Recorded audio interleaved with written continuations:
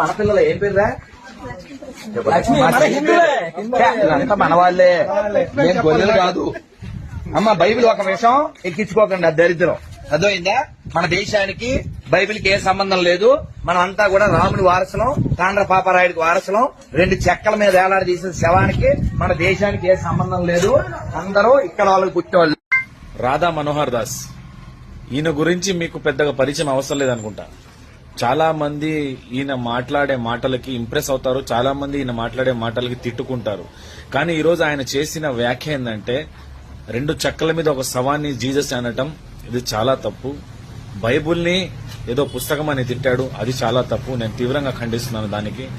ఇంకోటి ఏంటంటే ఎడారి మతాలని చెప్పేసి ఎక్కిరిస్తుంటాడు ఈయన. నేను ఇప్పుడు స్ట్రైట్ ఫార్వర్డ్ ఒక క్వశ్చన్ రాధా మనోహర్ దాస్కి అడుగుతాను.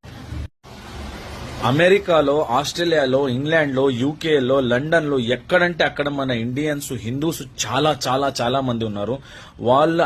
వాళ్ళది ఏంటంటే క్రిస్టియానిటీ కంట్రీ. వాళ్ళు గనక ఈ వీడియో విని ఈడి మాటల మీద సీరియస్ తీసుకుంటే అక్కడున్న ఇండియన్స్ మొత్తాన్ని పంపించేస్తే ఈడు రెస్పాన్సిబిలిటీ తీసుకుంటాడు. అరబ్ దేశాల్లో చాలా మంది హిందూస్ స్టిల్ పనిచేస్తున్నారు. క్యాలిక్యులేషన్ వేసుకుంటే దాదాపు 30 లక్షల మంది అరబ్ దేశాల్లో పనిచేస్తున్నారు. మీరు క్యాలిక్యులేట్ గూగుల్ చేసుకుని చూడండి.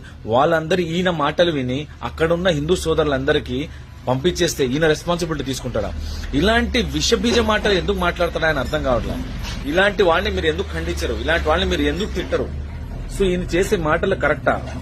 నేను ఈయన తరఫున మన క్రిస్టియన్ సోదరులకి, మన ముస్లిం సోదరులకి అందరికీ ఈయన చెప్పే మాటలకి నేను మీ అందరికి క్షమాపణ అడుగుతున్నా. ఈయన ఇలాంటి మాటలు చెప్పకూడదు. అయినా సరే బుర్ర తక్కువ మాట్లాడుతున్నాడు ఈయన రాధా మనోహర్ దాస్. ఈయన గురించి మీరు ఒక్కసారి వీడియో చూసి కామెంట్ చేయండి ఫ్రెండ్స్, ఆయన చెప్పింది కరెక్టా రాంగ్ అనేది.